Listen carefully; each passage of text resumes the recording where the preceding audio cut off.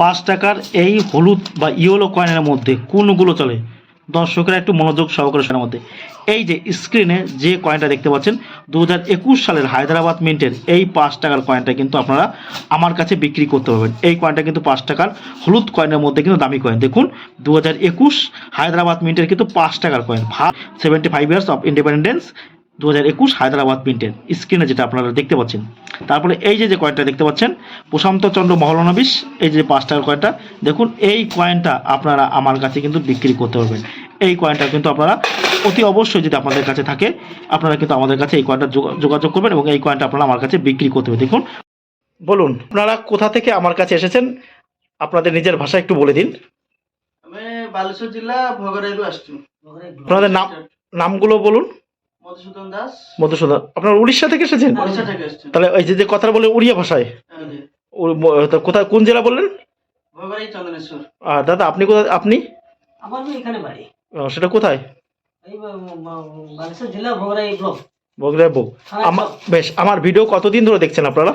আমি 2 মাস 2.5 মাস ধরে দেখেছি। 2 মাস 2.5 মাস ধরে দেখছেন? হ্যাঁ। বেশ দাদা, আর আমাদের এখানে এসে আপনি কি দেখছেন, কেমন লাগছে আপনার? ভালো লাগছে দাদা। ভালো লাগছে? ভালো লাগছে। কোনো অসুবিধা নেই তো? কোনো সমস্যা বেশ, আর উড়িষ্যা থেকে যারা আসতে চাইছেন তাদেরকে কি বলবেন, একটু উড়িয়া ভাষায় বলে দিন দাদা, আপনি বলে দিন। আসতে কইব।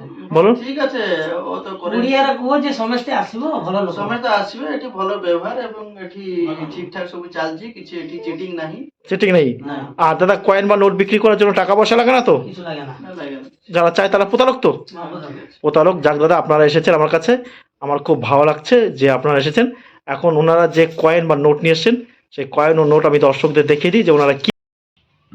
আমরা আরও কিছু 1 রুপির কয়েন দেখতে পাচ্ছি। এটা জর্জ 6 কিংয়ের কিন্তু 1 রুপির কয়েন। এই দেখুন 1 টাকার কয়েন জর্জ 6 কিং।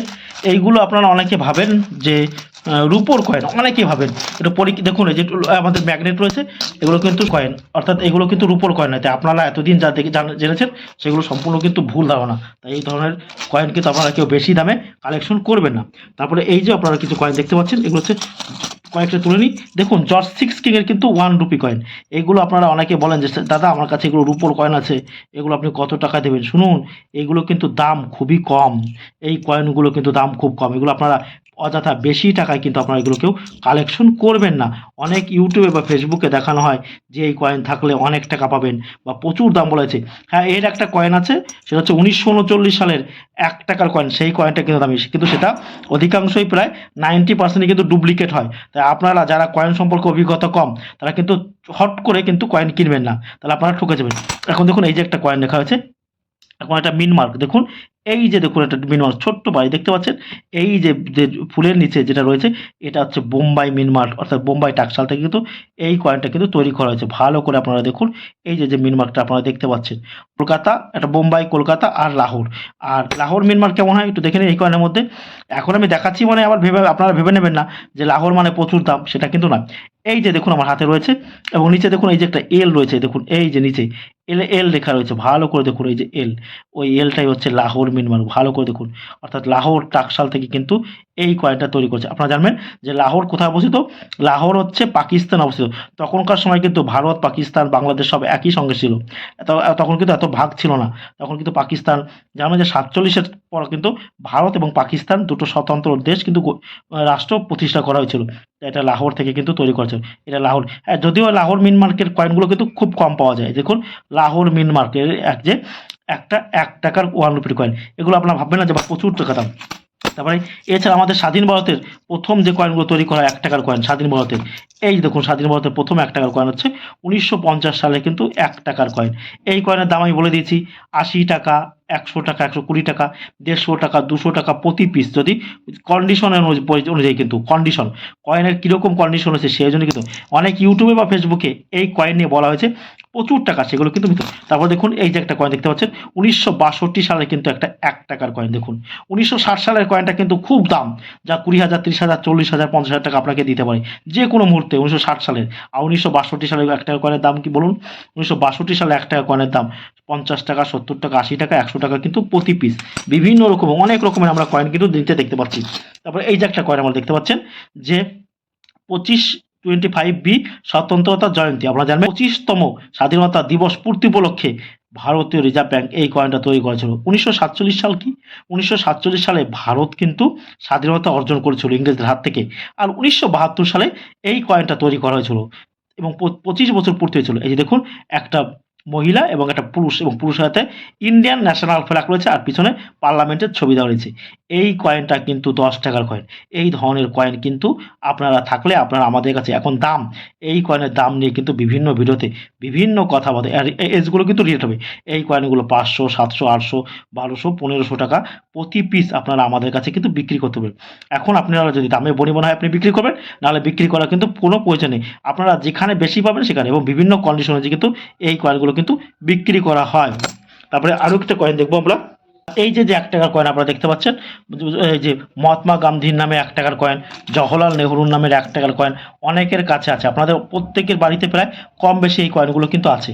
আপনারা ভাবেন যে এই ধরনের কয়েন থাকলে আমরা অনেক টাকা পাবো। এই ধরনের কয়েন কিন্তু কমন ক্যাটাগরির কয়েন। এই ধরনের কয়েন কিন্তু প্রচুর পরিমাণে পাওয়া যায়। তারপরে এই যে একটা কয়েন দেখতে পাচ্ছেন, স্বাধীন ভারতের সব থেকে বড় 5 টাকার কয়েন হচ্ছে ইন্দিরা গান্ধীর বড় 5 টাকার কয়েন ও জওহরলাল নেহরুর 5 টাকার কয়েন। ইন্দিরা গান্ধীর 5 টাকার কয়েনটা তৈরি করা হয়েছিল কিন্তু 1985 খ্রিস্টাব্দে, যদিও এখানে 1984 সাল রয়েছে। 1985 সালে ওনার মৃত্যুর পর ভারতীয় রিজার্ভ ব্যাংক এই কয়েনটা কিন্তু তৈরি করেছিল, এই 5 টাকার কয়েন। যদিও কোথাও কোনো সালে কিন্তু কোনো উল্লেখ নেই এই 5 টাকার কয়েনে। তারপরে আপনার এই যে দেখুন, 1988 নয়ডা মিন্টের 1 টাকার কয়েন। কিভাবে বুঝবেন নয়ডা মিন্ট মানে? দেখুন এই যে 1988 তার নিচে কিন্তু যে ডট, এই ডটটা কিন্তু রসগোল্লার মতো, অর্থাৎ ডটটা খুব সুন্দর গোল করে হবে। তাহলে কিন্তু বোম্বাই মিন্টের, অর্থাৎ বোম্বাই টাকশাল থেকে, আর গোল করে থাকলে এটা কিন্তু নয়ডা মিন্ট মার্ক। এইটা ভালো করে দেখুন, আপনারা অনেকে গুলি ফেলেন বোম্বাই আর নয়ডাকে। মার্ককে ভাবেন যে ডায়মন্ড, কিন্তু এটা কিন্তু বোম্বাই মিন্ট মার্ককে আপনারা ভাবেন যে ওটা মানে নয়ডা, না, নয়ডা হলে এরকম গোল হবে। যে ভালো করে দেখুন। তারপরে আরও কিছু 1 টাকার 5 টাকার যে কয়েন আমরা দেখতে পাচ্ছি, এই ধরনের কয়েন কিন্তু আপনাদের কাছে থাকবে। তারপরে তামার কয়েন। তামার কয়েনের মধ্যে কিন্তু কোনো প্রকার বিশেষত্ব আমরা খুঁজে পাইনি। তামার কয়েন আপনাদের কাছে বাড়িতে এমন কোনো লোক নেই যে যাদের বাড়িতে তামার কয়েন, প্রত্যেকের বাড়িতে কিন্তু তামার কয়েন প্রচুর পরিমাণে পাওয়া যায়, কিন্তু অনেক অনেক তামার কয়েন পাওয়া যায়। এই ধরনের তামার কয়েন থাকলেও আপনারা আর আমাদের কাছে যারা আসতে চাইছেন আসুন। আমাদের কাছে কোনো প্রকার টাকা পয়সা লাগে না, সম্পূর্ণ ফ্রিতে আপনারা আমাদের কাছে কয়েন ও নোট দেখাতে পারবেন। দামে বনিবনা হলে বিক্রি করবেন, নাহলে বিক্রি করার কিন্তু কোনো প্রকার প্রয়োজন। তারপর এই যে একটা কয়েন আপনারা দেখতে পাচ্ছেন, এই যে জর্জ ভি ম্যারি দেখতে পাচ্ছেন। আপনারা জানেন জর্জ 5 কিংয়ের যখন বিবাহ হয়েছিল, তখন এই 12ই ডিসেম্বর 1911 সালে এই যে আপনারা দেখতে পাচ্ছেন, এটা কিন্তু কোনো প্রকার টাকা নয়, কিন্তু এটা কিন্তু একটা মেডেল। এই মেডেলটা কিন্তু ওরা তৈরি করেছিল। এটা কিন্তু নিকেলের মেডেল।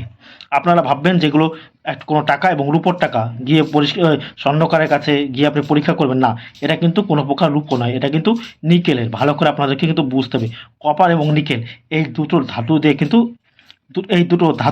এই কয়েনটা কিন্তু তৈরি করা হয়েছে।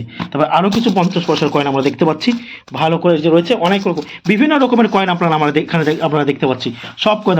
তারপরে এই যে একটা কয়েন দেখতে পাচ্ছি, দেখুন এই কয়েনটা নিয়ে ইউটিউবে কয়েকদিন ধরে দেখছি যে এই কয়েন থাকলে আপনারা প্রচুর টাকা হবে, অর্থাৎ সমতিরুবল্লুবরের 5 টাকার কয়েন থাকলে আগামী ফিউচারে প্রচুর, না, সমতিরুবল্লুবরের 5 টাকার কয়েন কখনো কিন্তু দামি হবে না। এই ধরনের কয়েন কিন্তু প্রচুর পরিমাণে কিন্তু পাওয়া যায়, কারণ এই ধরনের কয়েন কিন্তু বেশি ভ্যালুয়েবল নয়। ভালো করে শুনুন, এই ধরনের সব কয়েন কিন্তু দামি নয়। ভালো করে আপনারা বুঝে, আর আমাদের ভিডিওটি ভালো লাগলে অবশ্যই আমাদের চ্যানেলটা কিন্তু সাবস্ক্রাইব করবেন।